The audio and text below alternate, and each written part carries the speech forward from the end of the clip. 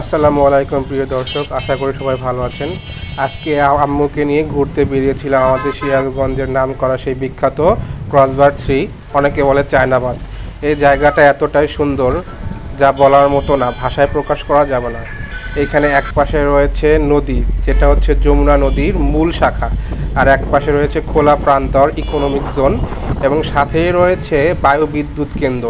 এখান থেকে বায়ুবিদ্যুৎ উৎপন্ন করা হয়। বাংলাদেশে যে 2 থেকে 3টি জায়গায় বায়ুবিদ্যুৎ তৈরি করা হয়, তার মধ্যে সিরাজগঞ্জ চায়নাবাদ হচ্ছে একটা। এখানে বায়ুবিদ্যুৎ তৈরি করার যে এন্টিনাগুলো দেখতে পাচ্ছেন, 8 থেকে 10টি লাগানো আছে। এটি সিরাজগঞ্জের দর্শনীয় জায়গাগুলোর মধ্যে অন্যতম।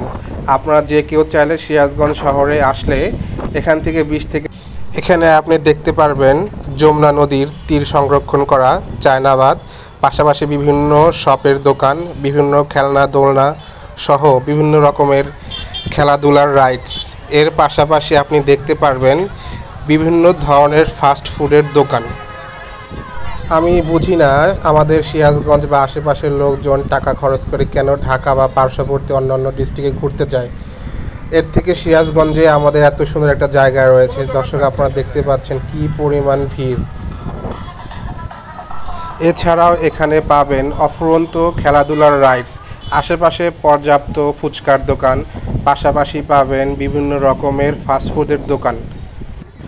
দর্শক, আপনাদেরকে একটা কথা বলে রাখি, এখানে যদি কেউ ঘুরতে আসেন অবশ্যই আপনারা মোটর সাইকেল নিয়ে আসবেন, কারণ মোটর সাইকেল নিয়ে আসলে আপনি এর সৌন্দর্য উপভোগ করতে পারবেন।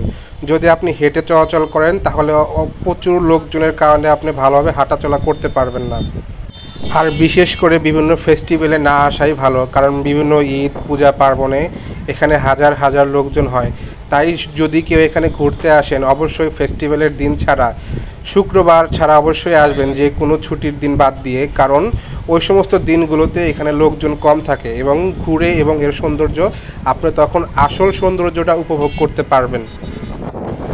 যত দূর এখানে চোখ যায় তত দূরই এখানে দেখুন খোলা প্রান্তর এবং সবুজে ঘেরা মাঠ। আপনি সামনে পাশে গেলে দেখতে পারবেন পুরো ইকোনমিক জোনের সাথে চায়নাবাদটা লাগিয়ে দেওয়া আছে। রাস্তার 2 ধারে আমরা কি সুন্দর লোকজনকে দেখতে পাচ্ছি, তাদের পরিবার নিয়ে ঘোরাফেরা করছে। কেউ ফ্যামিলি নিয়ে এসেছে, কেউ বন্ধু বান্ধবের সাথে ঘুরছে, কেউ বা অটো রিক্সায় করে চলাফেরা করছে। আমিও বিশেষ করে অটো রিক্সা চলাফেরা করছি। আপনারা দর্শক ঘুরতে এলে অবশ্যই আসবেন এখানে, কারণ সিরাজগঞ্জের যে কয়েকটি বিখ্যাত ঘোরার স্পট রয়েছে তার মধ্যে সিরাজগঞ্জ শহরের পাশে এই ক্রসবার অন্যতম। দর্শক, ভিডিওর পাশে দেখতে পাচ্ছেন যে এখন আমরা রয়েছে সিরাজগঞ্জ ক্লোজারের 0 পয়েন্ট মাথায়। এটা হচ্ছে হেলিপ্যাড নামার একটা জায়গা।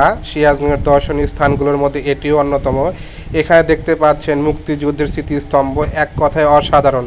পাশেই নদীর মূল জায়গা, এখানে হচ্ছে নদীর যে ঘূর্ণীয়মান জায়গা সেটার স্পট হচ্ছে এইটা।